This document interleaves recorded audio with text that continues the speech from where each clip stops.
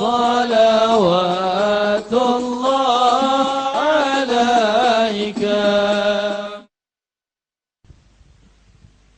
الحمد لله، ونسأله سبحانه وتعالى أن يبارك في هذه المجالس وفي هذه المجامع وفي هذه المحافل التي تعقد تعظيما لشعائر الله وتعظيما لأفضلها بعد عبادة الله، وهي الصلاة على رسول الله صلى الله عليه وآله وسلم. Segala puji bagi Allah Subhanahu wa taala yang telah memberikan kita karunia. Semoga Allah Subhanahu wa taala memberkahi majelis ini dan memberkahi perkumpulan ini yang didirikan untuk mengenal sya'airillah dan yang membawa sya'air tersebut, dan khususnya kita pun bersolawat kepada baginda besar Nabi Muhammad di majlis ini.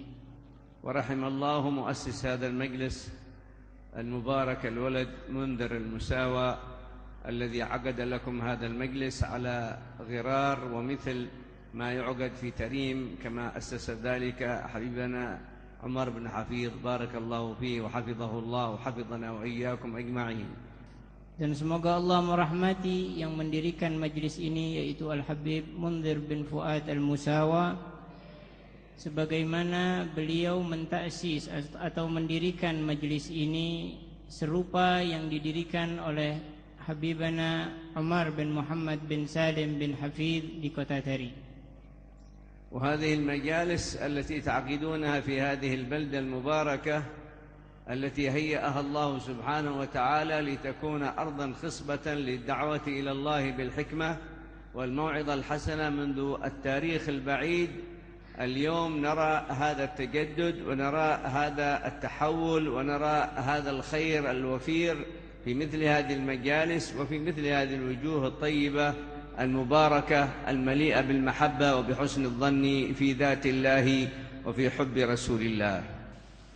Dan majlis semacam ini adalah bagian untuk kita bisa menyebarkan agama Allah Subhanahu wa taala dengan hikmah dan mau'izatil hasanah yang dulu pernah terjadi dan saat ini mulai kembali diperbaharui. Dan saya melihat di wajah-wajah kalian yang begitu penuh dengan cinta kepada Allah Subhanahu wa taala dan kepada baginda besar Nabi Muhammad sallallahu alaihi wasallam. وما دمتم تحافظون أنتم وآباءكم وإخوانكم وأهل بلادكم على حضور هذه المجالس وعلى رفع أصواتكم بالصلاة على رسول الله وعلى إظهار مثل هذه الشعائر، فلا شك أن الخير لا زال في هذه الأمة ولا زال في هذه البلدة ولا زال الجيل بعد الجيل يتجدد على نفس الطريق والأسلوب الذي سار عليه السلف الصالح في هذه البلاد ومن حيث ما كان أشباههم وأمثالهم في الأرض. Dan selagi kalian menjaga dan juga orang tua kalian, anak-anak kalian menjaga majlis-majlis seperti ini dan selalu mengangkat suara untuk bersalawat kepada baginda besar Nabi Muhammad sallallahu alaihi wasallam, ini akan menampakkan syariat baginda besar Nabi Muhammad sallallahu alaihi wasallam. Jika hal ini tampak di tengah-tengah kita, maka kebaikan akan terus ada pada umat ini, akan terus ada pada negeri ini. Dan ini adalah yang dilakukan oleh salafus saleh sebelum kita. وكلما اجتمعت هذه الأمة في شيء من هذه المظاهر ذكرت في الملأ الأعلى وحضرت السكينة وحضرت الملائكة وحضرت البركة ونزل التراحم والتعاطف والتوادد بين المسلمين ببركة هذه المجالس التي يشهر ويذكر فيها سيرة النبي محمد alaihi afdhalus salati wassalam. Dan dengan majlis seperti ini akan turun rahmat, akan turun kasih sayang, kecintaan sesama kita dan kaum muslimin, dan akan tersebar kepada kaum muslimin selagi majlis seperti ini yang dibacakan di dalamnya sirah baginda besar Nabi Muhammad sallallahu alaihi wasallam terus berlanjut. والله سبحانه وتعالى قال في كتابه وما أرسلناك إلا رحمة للعالمين وعلمنا كيف نعرف معنى هذه الرحمة التي تنتشر في هذا العالم، حيث أنها لا تكون ولا تتهيأ إلا بمثل هذه المجامع، وبذكر النبي صلى الله عليه وسلم في الجمع، وبكثرة الصلاة عليه في كل الأحوال. Dan Allah Subhanahu wa taala berfirman, tidaklah aku mengutus engkau ya Muhammad Rasulullah sallallahu alaihi wasallam kecuali rahmatan untuk semesta alam. Dan tersebarnya syariat baginda besar Nabi Muhammad sallallahu alaihi wasallam dengan kita memperbanyak membaca sirah Nabi Muhammad, memperbanyak salawat kepada baginda besar Nabi Muhammad seperti yang diadakan di majlis ini. وهذا مظهر من مظاهر نصر السنة ونصر الشريعة المطهرة التي يجب أن تنتشر في الأمة وتنتشر في الشعوب وتنتشر في الأمم بمثل هذه التجمعات المتعددة في بيوت الله وفي غير بيوت الله، لأجل أن تتعرف الأمم من هو رسول الله وما هي دعوته وما هو أثره وما هو تأثيره وما هو المنح الذي منحه الله لحبيبنا ونبينا محمد عليه الصلاة والسلام. Dan majlis-majlis seperti ini hendaknya tersebar di mana-mana agar semua manusia mengenal siapa baginda besar Nabi Muhammad sallallahu alaihi wasallam, bagaimana akhlak beliau, bagaimana kepribadian beliau sallallahu alaihi wasallam. Dengan mengenal baginda besar Nabi Muhammad maka akan tersebar agama baginda besar Nabi Muhammad. فذكر سيرته عليه الصلاة والسلام خير وبركة على السامع وعلى الحاضر وعلى الناظر للصورة وعلى المستمع للصوت وعلى الحاضر في المجمع، فإنه ما دامت هذه الصفات وهذه السيرة تدار بين الناس فإن الناس في خير كبير، وربما كان سببا في حفظهم وفي حفظ بلدهم وفي حفظ شعوبهم من هذه الغزوات التي نراها ونشهدها تأتي من هنا وهنا في حياة الأمم والشعوب، مما يفسد عقلية المسلم أو يفسد عقيدته أو يفسد حبه لرسول الله ولأهل البيت وللصالحين. Dan keberkahan majlis-majlis seperti ini adalah bagi mereka yang mendengarkan, bagi mereka yang melihat, yang hadir ataupun melihat gambar.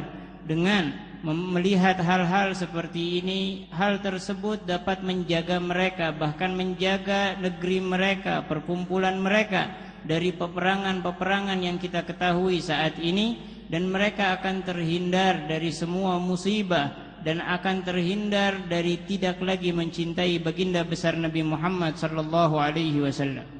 فمظهركم هذا تعبيرا صحيحا عن محبتكم لرسول الله عليه الصلاة والسلام، إذ لا يحضر هذه المجالس إلا محب متعلق متشوق متذوق قلبه مجذوب إلى حب ربه وحب نبيه من غير علة ومن غير زلة. Dan apa yang kalian perlihatkan dengan perkumpulan seperti ini adalah sebuah gambaran akan kecintaan kita kepada baginda besar Nabi Muhammad sallallahu alaihi wasallam, kerinduan kita kepada beliau, dan ini juga adalah gambaran bagaimana kita mencintai Allah dan Rasulnya Nabi Muhammad. وهو عليه الصلاة والسلام علمنا أن نذكر صفاته ونذكر مولده ونذكر أخباره ونذكر دعوته ونجتمع من أجلها ونخاطب الناس بها ونحدوهم وندعوهم إلى حسن الاستماع إليها وكمال الاتباع على تلك الطريق التي دعانا إليها أفضل الخلق في الوجود وهو رسول الله عليه أفضل الصلاة والسلام. Dan Nabi sallallahu alaihi wasallam menganjurkan kita agar kita selalu mengenal bagaimana sosok Nabi Muhammad, bagaimana akhlaknya Nabi Muhammad, bagaimana dakwahnya Nabi Muhammad, bagaimana perjalanan baginda besar Nabi Muhammad, dan kita hendaknya mengikuti langkah tersebut, langkah baginda besar Nabi Muhammad sallallahu alaihi wasallam. وهذا الأمر يقتضي من كل مسلم أن يتعرف على شرف التذكر لأحوال رسول الله، فإنه عليه الصلاة والسلام كان يخرج على أصحابه ويقول: أنا خيار من خيار، خرجت من نكاح ولم أخرج من سفاح، من لدن آدم حتى انتهيت إلى أبي وأمي فأنا أخيركم أبا. Dan Nabi Shallallahu Alaihi Wasallam pernah suatu hari keluar ke tengah para sahabatnya dan beliau mengatakan, aku adalah orang yang baik dari orang yang baik. Aku terbebas dari aku dilahirkan sebab pernikahan dan terbebas dari zina sampai Nabi Adam alaihi salam, dan aku adalah akhir para bapa. ولذلك إذا ذكرت سيرته عليه الصلاة والسلام تذكر معها العفة، وتذكر معها الحشمة، ويذكر معها الطهر، ويذكر معها صفاء النفوس، ويذكر معها طهارة الأنساب وطهارة الأحساب التي ربما ترون المجتمعات تتأخر عنها وتذهب منها هذه النماذج من الشرف نتيجة انتشار العلل والأمراض والأغراض والزنا واللواط والخمر والقاذورات التي كانت في الجاهلية، فجاء رسول الله لأجل يبدد ظلمتها، ثم عادت في أمة محمد مرة أخرى في هذا العصر الذي ترون فيه الكثير من المسلمين لا يميل إلى أن يسمع الفضائل أو يجتمع من أجلها، وهي تتكلم وتتحدث عن المتبوع الأعظم صلى الله عليه وآله وسلم. Dan Nabi Shallallahu Alaihi Wasallam datang kepada kita mengajarkan perkara-perkara yang baik, perkara-perkara yang benar, sehingga kita tidak lagi mengikuti langkah-langkah orang-orang sebelum kita zaman jahiliyah yang mereka melakukan hal-hal yang dilarang oleh Allah Subhanahu wa taala. Dengan mengingat Rasulullah sallallahu alaihi wasallam, kita diingatkan dengan kekhusyuan Nabi Muhammad, tentang kesucian Nabi Muhammad, kesucian hati, dan yang lain-lainnya yang membuat kita terhindar dari perbuatan zina, perbuatan liwat, perbuatan homoseksual, perbuatan-perbuatan yang menjauhkan kita dari Allah. Ini adalah natijah ataupun arti ataupun hasil daripada kesesatan yang disebarkan oleh orang-orang di luar Islam, sehingga ini perkara seperti zina dan liwat terjadi di zaman jahiliyah, kemudian kembali ke zaman umatnya baginda besar Nabi Muhammad sallallahu alaihi wasallam karena terledornya mereka dari akhlak sirah baginda besar Nabi Muhammad. وإذا كان الإعلام المصور والمشاهد في العالم العربي والإسلامي يظهر لأبنائنا وبناتنا ونسائنا ليلا ونهارا كثيرا من الأخبار وكثيرا من الصور وكثيرا من القصص وكثيرا من الأفلام وكثيرا من القاذورات وكثيرا من أفعال الحرام ويشهرها في العالم، أفلا يكون واجبا علينا مقابل هذا الذي يشهر أن نشير خبر النبي محمد عليه أفضل الصلاة والسلام؟ Telah banyak di kabar-kabar mengenai gambar-gambar yang tidak bagus, kabar-kabar yang tidak baik, film-film yang menjauhkan kita dari Allah Subhanahu wa taala, dan itu dilakukan oleh anak-anak kita, oleh keluarga kita. Bukankah sudah sepantasnya kita rubah apa yang menjadi kebiasaan mereka mendengarkan kisah-kisah yang tidak ada artinya, kembali mendengarkan kisah baginda besar Nabi Muhammad sallallahu alaihi wasallam?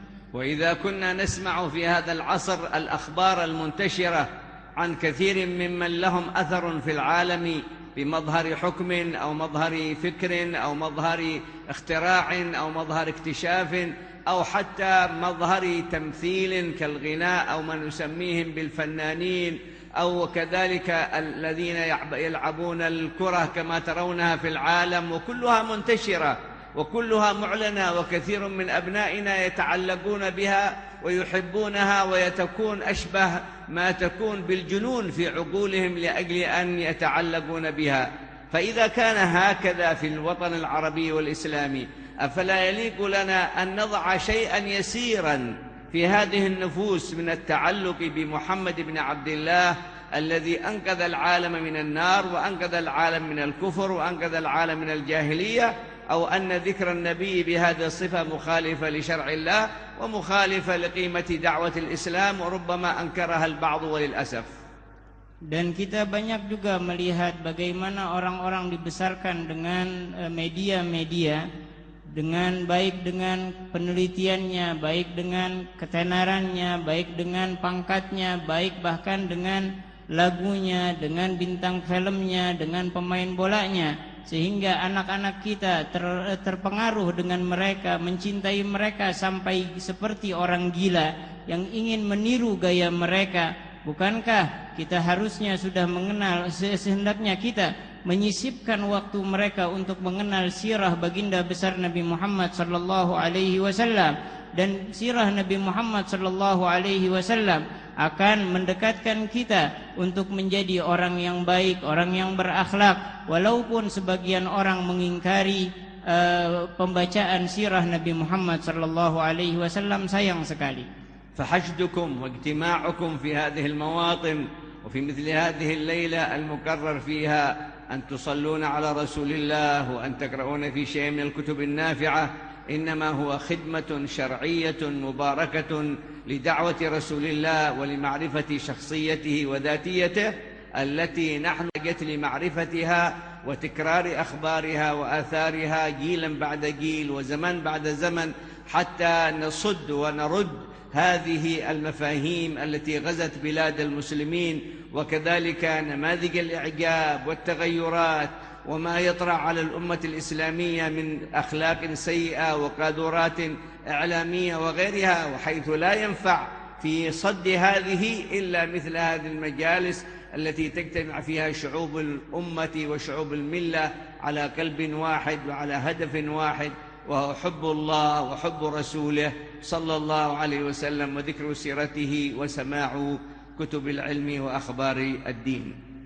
Dan pengajian yang kita adakan ini, yang ditakrirkan ataupun ditetapkan di majelis ini dengan bersalawat kepada baginda besar Nabi Muhammad, kemudian membaca ilmu-ilmu yang bermanfaat, ini semua adalah bentuk khidmahnya kita untuk menyebarkan syariat baginda besar Nabi Muhammad sallallahu alaihi wa alihi wa sahbihi wasallam. Dan kita berkumpul di tempat ini dengan satu hati, cinta kepada Allah dan cinta kepada Rasulullah, sehingga kita dapat mengikuti baginda besar Nabi Muhammad zaman demi zaman, waktu demi waktu. هذه الوسائل التي أنتم فيها مثل هذا الاجتماع هي ذات الوسائل التي استخدمها الأوائل من العلماء الذين كانوا سببا في إدخال الإسلام إلى أندونيسيا وإلى إدخال الإسلام في ماليزيا وفي شرق أفريقيا وفي الهند وفي غيرها، فكانت هذه قواعدهم وكثير من عاداتهم التي يجلبون بها الأمة لأجل أن يستمعون إلى التذكير ويستمعون إلى العلم، وكذلك يصلون على النبي عليه الصلاة والسلام في جو من البهجة وجو من الفرح وجو كذلك من الصدق التعبير عن المتبوع الأعظم وأخلاقه وسيرته. Dan wasilah seperti ini, majlis seperti ini adalah sama seperti wasilah-wasilah yang diadakan oleh salafun saleh, sehingga dengan wasilah seperti ini banyak orang memeluk Islam, baik di Indonesia, baik di Malaysia, baik di India, baik di Syarq Afrika, dan semua itu mereka lakukan, mereka dapati keislaman mereka berkat majlis-majlis seperti ini, dengan mendengarkan taujihat, dengan mendengarkan nasihat, sehingga mereka ikut dengan yang harus diikuti dengan benar, yaitu baginda besar Nabi Muhammad sallallahu alaihi wa alihi wa sahbihi wasallam. ففي هذه الجزر الأندونيسية هناك 9 أولياء دائما يذكرون بأنهم في هذه البلدة هم أول من أدخل الإسلام، ولا زال من ذراريهم وأبنائهم وأحفادهم من يوجد في هذا المجتمع المبارك. إذا كان هناك من رفع راية الإسلام نعرف ما هي الوسائل التي استخدمت في نشر الإسلام. سنجدها مبنية على أمر الدعوة إلى الله بالحكمة والموعظة الحسنة، وبسط المجالس التي يذكر فيها ويشهر خبر رسول الله عليه الصلاة والسلام، وكذلك بنشر المودة والمحبة في الواقع الاجتماعي وإصلاح ذات البين. هذه هي طبيعة أولئك الذين جاءوا بالإسلام في هذه البلد، ومن جاء من بعدهم ممن كان من أرض اليمن أو حضرموت أو غيرها من البلاد، فكان هذا منهجهم، وهو ما يعرف بمنهج أهل السنة والجماعة. Dan negeri ini mendapatkan kedatangan Islam berkat aulia tis'ah ataupun wali songo yang sampai saat ini disebut nama mereka. Mereka menyebarkan Islam pertama dengan hikmah dan mau'izah hasanah, kemudian dengan menyebarkan kisah-kisah baginda besar Nabi Muhammad sallallahu alaihi wasallam dalam majlis-majlis mereka, dan juga mereka menebar kasih sayang di antara mereka. Dengan inilah Islam datang ke negeri Indonesia ini dengan penuh keamanan. إذن فإذا كان للعلماء والأولياء حق في أن نشيرهم ونذكرهم ونتحدث عنهم ونذكر كذلك من أسس منهج الإسلام في هذه الأرض، فما بالكم إذا ما اجتمعنا لأجل أن نتحدث عمن أنزل الله عليه الدين، ممن أنزل الله عليه القرآن، ممن كان إنقاذنا من النار بسببه، ممن عرفنا شرف المساجد، ممن عرفنا شرف الأخلاق، ممن عرفنا شرف العلم الذي هو بلا شك رسول الله عليه أفضل الصلاة والسلام. Jikalau kisah-kisah para wali, para orang saleh disebutkan, itu sangatlah baik. Bagaimana jika kita menyebutkan kisah baginda besar Nabi Muhammad sallallahu alaihi wasallam, yang karena beliaulah kita mengenal keutamaan masjid, keutamaan ilmu dan yang lain-lainnya. إذن ومن خلال هذه المجالس وغيرها من المواقع التي تعقد فيها الجموع المباركة كما ذكر الأخ الذي قدم البرنامج وأشار إلى أن هناك مجالس يجتمع فيها عشرات الألوف، فنحن مطالبون أن تكون هذه المجالس كلها من أجل تقوية علاقة أهل السنة والجماعة وربطهم بأصولهم التي جاءت منذ عصر النبي ومن جاء من بعده على منهج التوسط والاعتدال وعلى معنى قول الله سبحانه وتعالى: فإذا الذي بينك وبينه عداوة كأنه ولي حميم وما يلقاها إلا الذين صبروا وما يلقاها إلا ذو حظ عظيم. Dan apa yang disampaikan oleh Al-Habib Ahmad Al-Kaftadi dalam sambutannya, dengan hadirnya puluhan ribu umat Nabi Muhammad SAW, maka hendaknya hal ini kita jadikan sebagai penguat hubungan kita antara ahli sunnah wal jamaah dan mengikat mereka untuk selalu berkiblat kepada baginda besar Nabi Muhammad dan orang-orang setelah Nabi Muhammad yang bersambung sampai kepada baginda besar Nabi Muhammad sallallahu alaihi wasallam.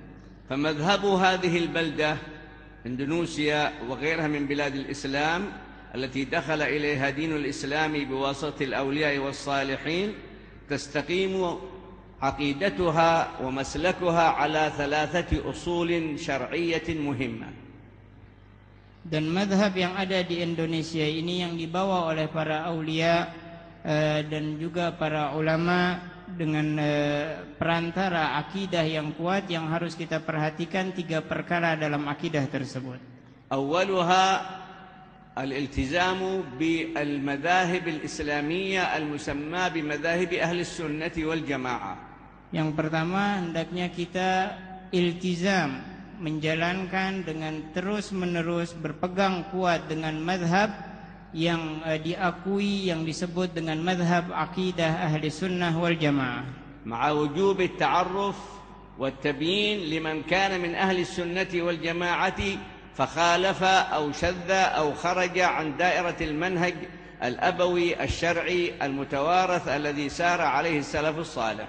Dan dengan juga mengenal dan mengetahui dan mengakui apa yang dibawa oleh para mereka-mereka yang bermadhab dengan benar dan tidak keluar dari akidah yang dibawa oleh salafus saleh dan juga orang-orang sebelum kita.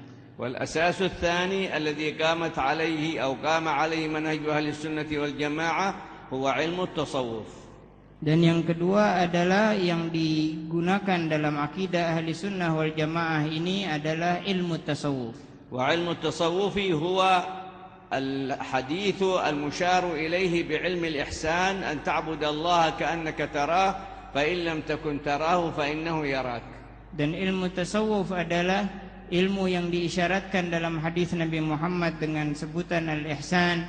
Jika hendaknya kalian menyembah Allah seakan-akan kalian melihat Allah. Jika kalian tidak melihat Allah, sesungguhnya Allah melihatmu. واليوم علم التصوف والصوفية يواجهون حربا خطيرة في المجتمعات العربية والإسلامية باسم أهل السنة والجماعة. Dan saat ini ahli tasawuf dan juga ilmu tasawuf sangat terancam karena banyak yang mengatasnamakan dengan akidah ahli sunnah wal jamaah dari golongan lain.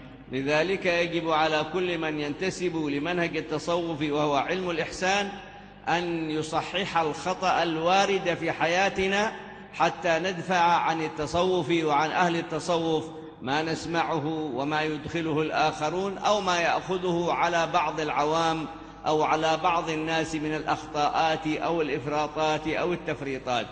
Dan hendaknya kita bagi orang yang bersandar kepada ilmu tasawuf, hendaknya memperbaiki kesalahan pribadi kita sehingga tidak membuat kesalahan yang diambil oleh orang-orang awam atau yang disebarkan oleh orang-orang awam atas nama tasawuf. ومن ذلك ما نشهده الآن مما يتصرفه بعض العوام عند الأولياء عند مقابرهم عند مشاهدهم، فينبغي أن نلتزم جميعا للشرع في هذه التصرفات حتى ندفع عن أنفسنا وعن منهجنا وعن منهج أهل السنة والجماعة الأخطاء التي تقع على غير ضابط شرعي، فبذلك تستقيم عملية التصوف وتعود إلى معناها الصحيح أن تعبد الله كأنك تراه فإن لم تكن تراه فإنه يراك. Dan kita juga melihat bagaimana orang-orang awam dalam mendatangi para ulama, mendatangi para kubur, mereka tidak mengerti cara melakukan hal-hal yang benar sesuai dengan tasawuf.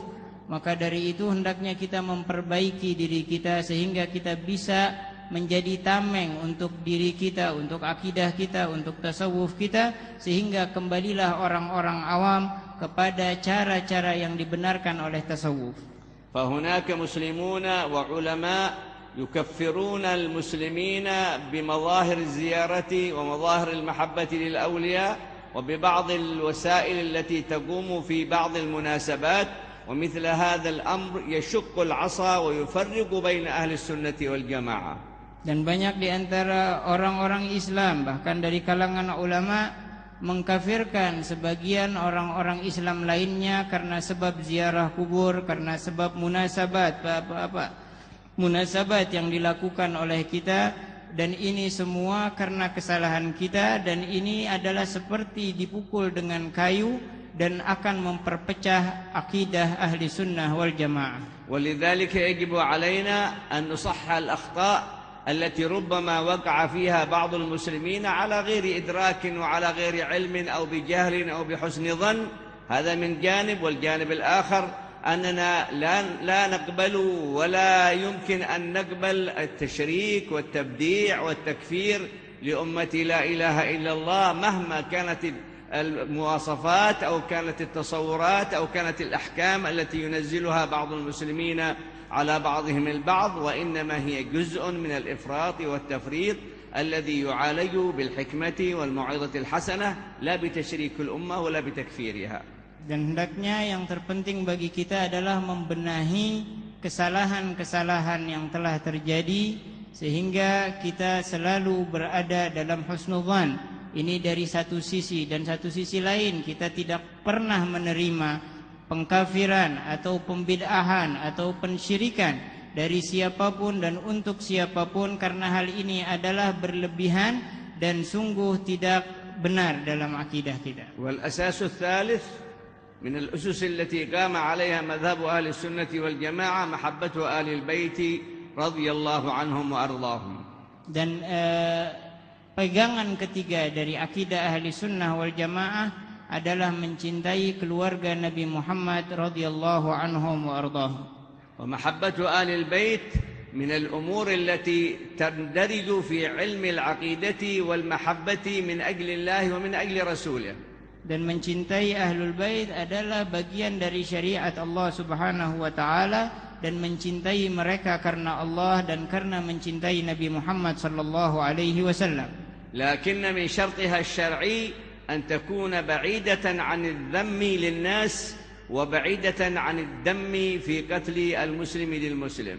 Namun dalam batasan syariat hendaknya orang tersebut tidak mencaci maki muslimin dan juga tidak menghalalkan darah kaum muslimin. فمن أحب أهل البيت أو كان من أهل البيت فوقع في الذم بلسانه أو في الدم بيده فهو يعترف بدينه ولكنه خرج عن دائرة الأدب الشرعي الذي وضعه سيد الملة في علاقة الأمة بآل البيت وبالمسلمين. Dan apabila ada orang yang mengaku cinta kepada ahlul bait namun mereka mencaci maki muslimin atau menghalalkan darah orang muslimin, maka dia tetap dalam agamanya, namun dia telah keluar dari syarat syar'i, syarat syariat Nabi Muhammad sallallahu alaihi wa alihi wasallam.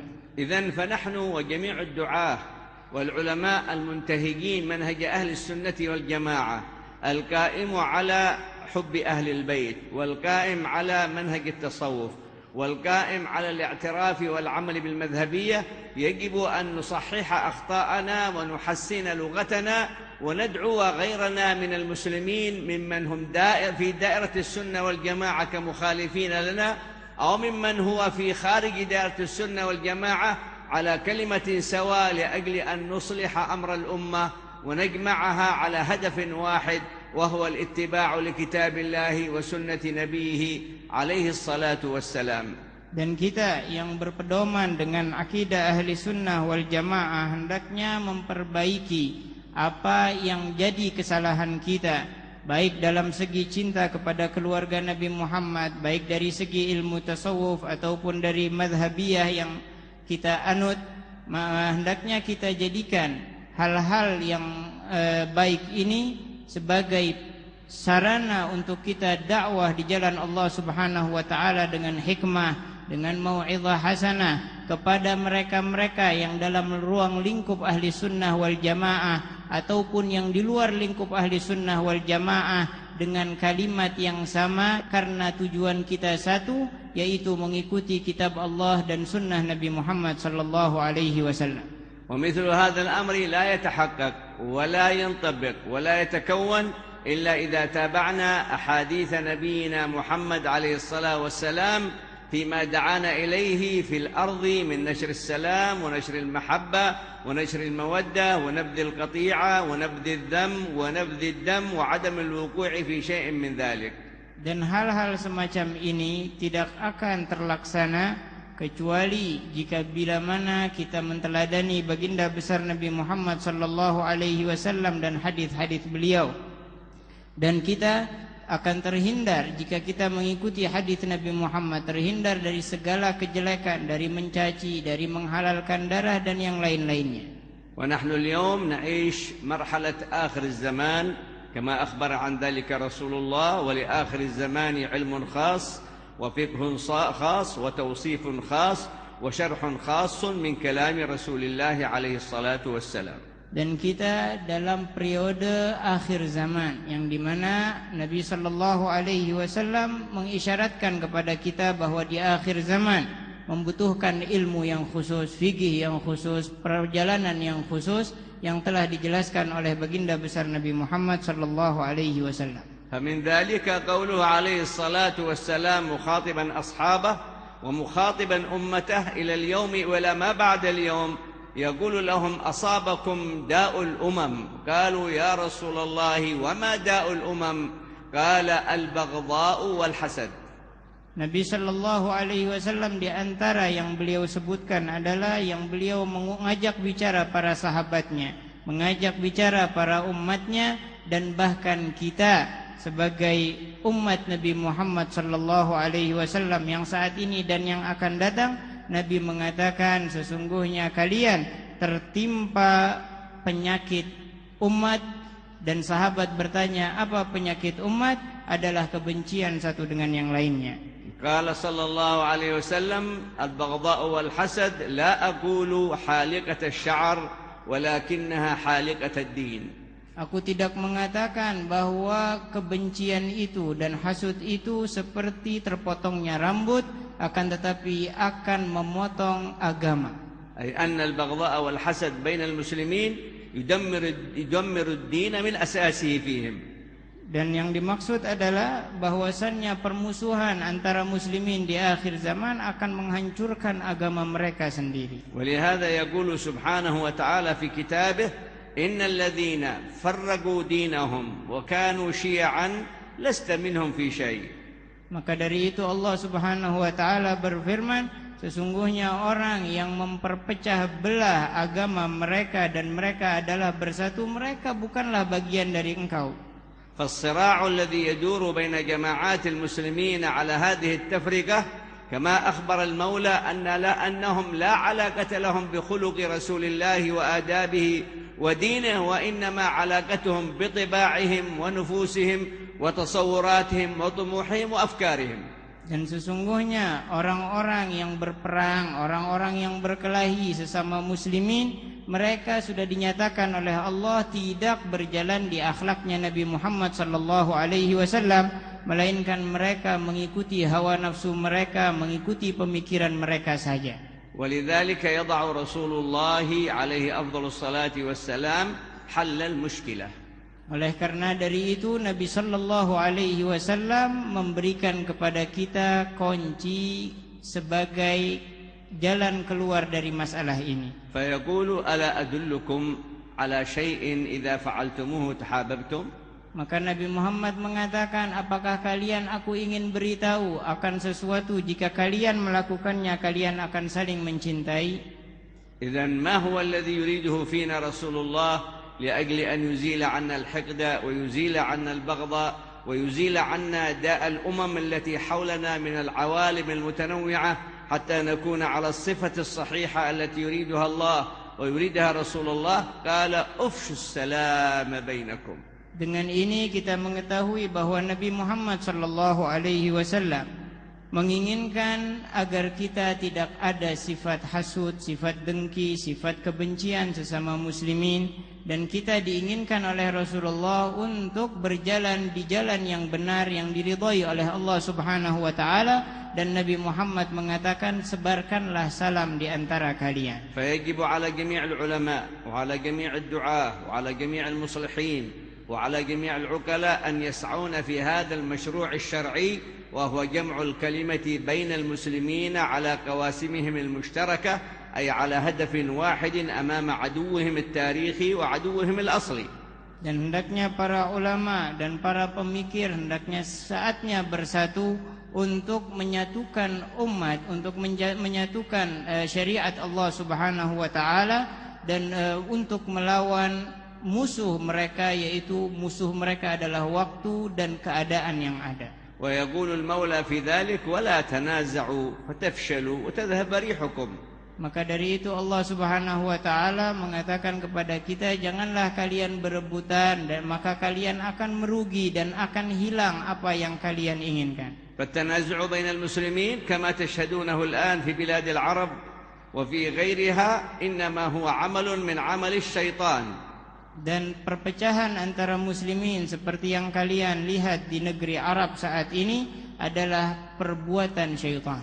ولذلك يجب علينا أن نضع مشروعا شرعيا في إعادة ترتيب المسلمين ليس على هذه الصفة التي يختلف فيها المسلم مع المسلم، إما أن يذمه وإما أن يسيح دمه، وإنما على جمع الأمة على ما أشار إليها الرسول من نشر السلام، حيث أن السلام متوفر في دين الله.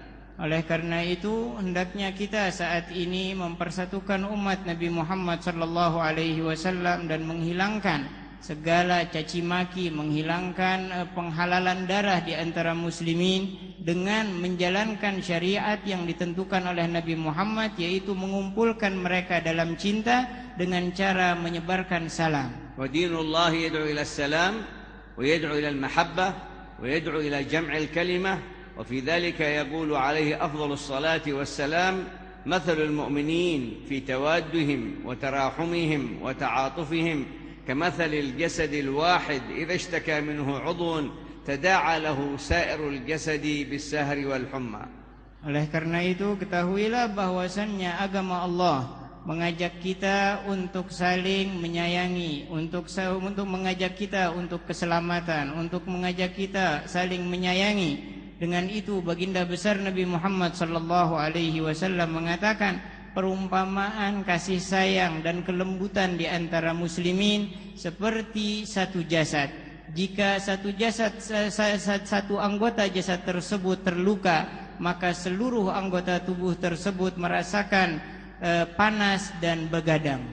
Nasallallahu an yadullana ala at-tariq as-sahih hatta nasluka maslaka jam'i ashabil jasad al-wahid wa humul muslimun kama ashara ila dhalika kalamullah ta'ala fi qawlihi la khaira fi kathirin min najwahum illa man amara bi sadaqatin aw ma'rufin aw islahin bainan nas wa man yaf'al dhalika ibtigha'a mardatillah fasawfa nu'tihi ajran 'azima.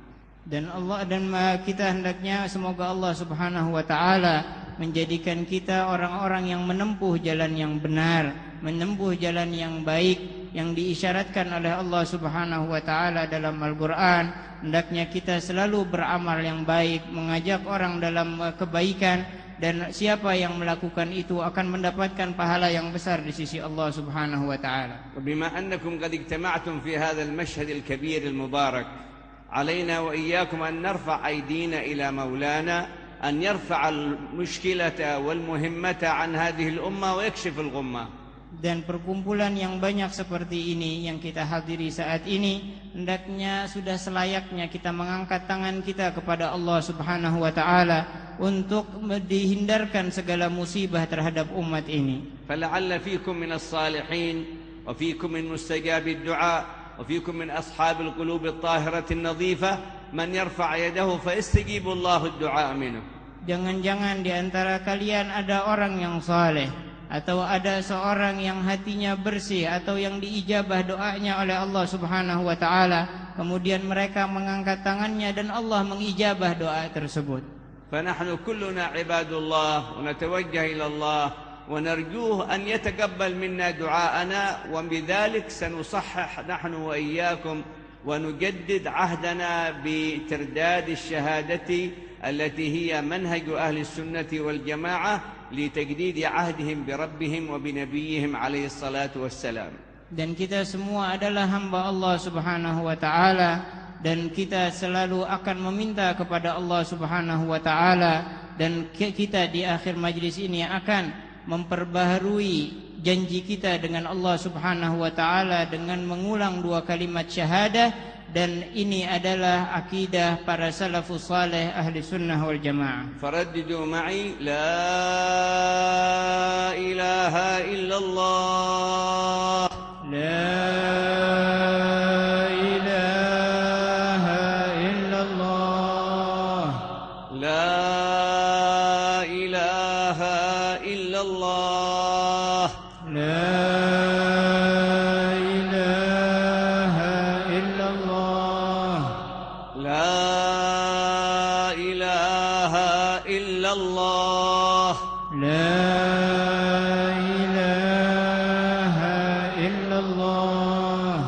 محمد رسول الله محمد رسول الله صلى الله عليه وسلم صلى الله عليه وسلم رضينا بالله ربا رضينا بالله ربا وبالإسلام دينا وبالإسلام دينا وبمحمد صلى الله عليه وسلم وبمحمد صلى الله عليه وسلم نبيا ورسولا نبيا ورسولا وبمنهج أهل السنة والجماعة وبمنهج أهل السنة والجماعة دليلا ومنهاجا دليلا ومنهاجا على ذلك نحيا على ذلك نحيا وعلى ذلك نموت على ذلك نموت وعلى ذلك نبعث إن شاء الله من الآمنين وعلى ذلك نبعث إن شاء الله من الآمنين وصلى الله على سيدنا محمد وصلى الله على سيدنا محمد وعلى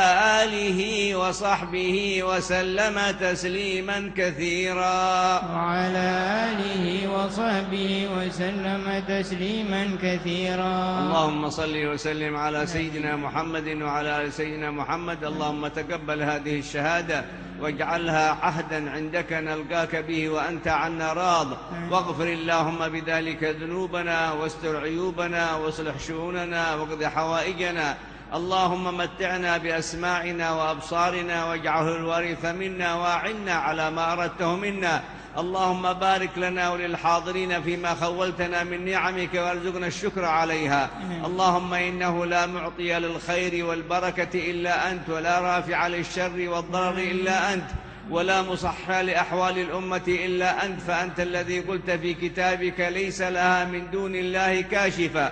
فأسألك اللهم بهذا الجمع المبارك وبالصلاة على الحبيب الأكرم والنبي الأفخم إلا ما كشفت الغمة وأصلحت الأمة ورفعت عنا وعنهم كل مهمة وباركت لنا في كل حال ورزقتنا التوفيق في الأقوال والأفعال والنيات والآمال. اللهم إنا نسألك بسر أسمائك وبصفاتك وبعطائك وبنبيك وبأوليائك وبكل سر أودعته في هذا الوجود إلا ما غفرت ذنوبنا وسترت عيوبنا وأصلحت شؤوننا وقضيت حوائجنا ومتعتنا بأسماعنا وأبصارنا وجعلته الوارث منا، وأعنا اللهم على ما أردته منا، واحفظنا اللهم من شر الشيطان والنفس والهوى ومن شر الدنيا ومن شر البلاء ومن شر المحن ومن شر الإحن ما ظهر منها وما بطن. اللهم انزل مطر السكينة على هذا الجمع المبارك، واجعل اللهم اجتماعنا اجتماعا مرحوما، تفرقنا من بعده تفرقا معصوما. اللهم لا تجعل فينا ولا منا ولا معنا شقيا ولا محروما.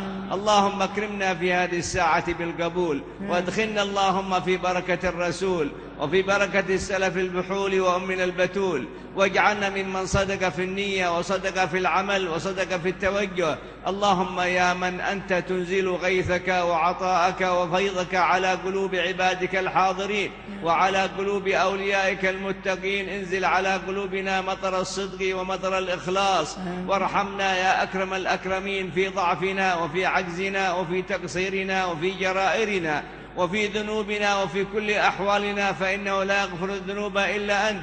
اللهم إلى من نرجع للغفران إن لم تغفر لنا، وإلى من نرجع للرحمة إن لم ترحمنا، وإلى من نرجع للعطف إذا لم تعطف علينا. فنسألك اللهم عطفا من عطفك ورحمة من رحمتك وبركة من بركتك ونورا من نورك وسرا من سرك وخيرا من خيرك يغشانا في هذه الساعة ويغشى أمة محمد أينما كانوا وحيثما كانوا. اللهم بسر لا إله إلا الله محمد رسول الله، إلا ما أصلحت أولادنا وأصلحت بناتنا وأصلحت نساءنا وأصلحت بيوتنا وأصلحت مجتمعاتنا. وبارك اللهم في هذه البلدة، بارك اللهم في إندونيسيا وفي رعاياها وفي حكامها وفي القائمين عليها، وارشدهم إلى الطريق السوي، وارشدنا وإياهم إلى المنهج القوي، إلى منهج سيد الأمة محمد صلى الله عليه وسلم. أسألك اللهم لنا وللأمة الرعاية، ونسألك اللهم العناية، ونسألك اللهم الحفظ، ونسألك اللهم الكلأ، ونسألك اللهم أن تدخلنا جميعا في شفاعة النبي محمد يوم لا ينفع مال ولا بنون إلا من أتى الله بقلب سليم. اللهم سلم قلوبنا وسلم عقولنا وسلم جوارحنا وسلم ذواتنا وسلم صفاتنا وسلم حاضرنا وسلم ديننا وسلم مستقبلنا، وسلمنا يا أكرم الأكرمين من كل علة ومن كل زلة، واجعلنا ممن عرف سر الدين بالأدلة وممن سار على نصر هذه المنة. اللهم يا كريم اكرمنا بذلك واجعلنا أهلا إلى هنالك. وبارك اللهم في هذا المجمع العظيم واجعله جمعا مباركا في الدنيا وفي الآخرة، واختم اللهم بالحسنى أعمالنا وأعمارنا وأنت راض عنا في خير ولطف وعافية بسر الفاتحة وإلى حضرة النبي. اللهم صل وسلم عليه. Kita akan meminta ijazah dari Al-Habib Abu Bakar bin Ali Al-Masyhur. Semoga kita dapat sanad dan sambungan dari beliau kepada baginda besar Nabi Muhammad sallallahu alaihi wasallam. ما شاء الله. الإجازة ربط كامل بيننا وبينكم وبين السلف الصالح، ولذلك بارك الله فيكم إذا أخذتم الإجازات فاعطوها حقها، فإن من حق الإجازات أن ينوي الإنسان كل عمل أجيز فيه بنية من استجازه وبنية من سبقهم وبنية من سبقهم، فإن الإجازة سلسلة إذا تحرك أدناها تحرك أعلاها، وإذا تحرك أعلاها تحرك أدناها. Dan subhanallah, kata beliau, ijazah adalah ikatan dari kita sampai kepada baginda besar Nabi Muhammad. Dan dari hak ijazah yang kita akan diberikan, hendaknya yang mendapatkan ijazah tersebut mengamalkan ijazah yang diberikan. Karena bila mana ijazah yang kita didapati nanti kita baca, maka akan bergerak yang atas. Jika bergerak yang atas, akan bergerak yang bawah. Maka dari itu apa yang diijazahkan nanti kita amalkan dengan niat yang memberi ijazah dan niat orang-orang sebelumnya sampai baginda besar Nabi Muhammad. Wal ijazatu idznun syar'iyyun likulli man talaffaza biha aw qara'a wirdan أو قرأ حديثا أو طلب علما بإجازة فإنه إذن شرعي ممن أنزل الكتاب على نبينا محمد، ثم إذن شرعي من النبي محمد إلى آل البيت والصحابة، ثم إذن شرعي من الصحابة وآل البيت إلى التابعين والتابعين لهم، ثم إذن من التابعين وتابع التابعين ومن تبعهم بإحسان، ونسأل الله أن يجعل منهم إلى يوم الدين. Dan ijazah adalah izin syariat dari Allah Subhanahu wa taala yang menurunkan Alkitab kepada baginda besar Nabi Muhammad, dan izin yang diturunkan Nabi Muhammad kepada Ahlul Bait dan para sahabat, dan terus turun dari para sahabat dan Ahlul Bait kepada tabi'in sampai saat ini. Semoga kita digolongkan pengikut baginda besar Nabi Muhammad. وشرط هذه الإجازة لكل من حملها أن يحفظ لسانه عن الذم والكلام في الناس وأن يحفظ يده عن الدماء أو الخوض فيها. Dan syarat siapa yang ingin mendapatkan ijazah ini menjaga lidahnya dari mencaci maki manusia, dari menghalalkan darah manusia, dan juga menjaga tangannya dari perkara-perkara yang tidak diridhai oleh Allah. فمن عمل بها على هذا الوجه رفعته قدرا ورفعته حالا ورفعته مرتبة ورفعته مقاما. Dan siapa yang menjalankan ini dengan meninggalkan yang dilarang tadi, dengan membaca yang diijazahkan kelak, akan mengangkat derajatnya, mengangkat keadaannya. ومن لم يقم بحقها فأمره إلى خالقه الذي قال في كتابه إنما أمره إذا أراد شيئا أن يقول له كن فيكون. Dan siapa yang meninggalkan syarat-syarat tersebut, maka akan dikembalikan kepada Sang Pencipta, yaitu Allah Subhanahu wa taala, yang berfirman, jika Allah berkehendak melakukan sesuatu maka Allah akan katakan jadi, maka jadilah. ولهذا أجزتكم بارك الله فيكم جميعا في كل ما أجازنا فيه شيوخنا من طلب العلم النافع ونشر الدعوة إلى الله بالحكمة والموعظة الحسنة والمواظبة على الصلاة في الجماعة وعلى قراءة القرآن وعلى كثرة الأوراد والأذكار والصلوات على سيد السادات. وأجزتكم في الرفق بالأمة والحب للأمة ونشر السلام في الأمة والابتعاد عن الصراع بين الجماعات والمجموعات الذين يملؤون الأرض. أجزتكم في ذلك، وأسأل الله أن يوفقنا وإياكم للعمل بما هنالك حتى نلقى الله وإياكم. وهذا المجمع وهذه الإجازة شهادة تقر بها أعيننا وعين النبي محمد إذا التقينا به في مشهد القيامة. اللهم آمين. وإلى حضرة النبي قولوا قبلنا الإجازة. قبلنا الإجازة.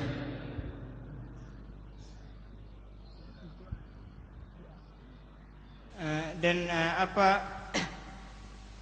Habib Abu Bakar bin Ali telah memberikan ijazah kepada kita tentang ilmu yang bermanfaat dan zikir dakwah kepada Allah Subhanahu wa taala, serta menyebarkan salam, menyebarkan cinta sesama kita kaum muslimin tanpa ada permusuhan di antara kita dengan kaum muslimin. Dan semoga Allah Subhanahu wa taala menjadikan ijazah ini sebagai saksi kita kelak di yaumil qiyamah.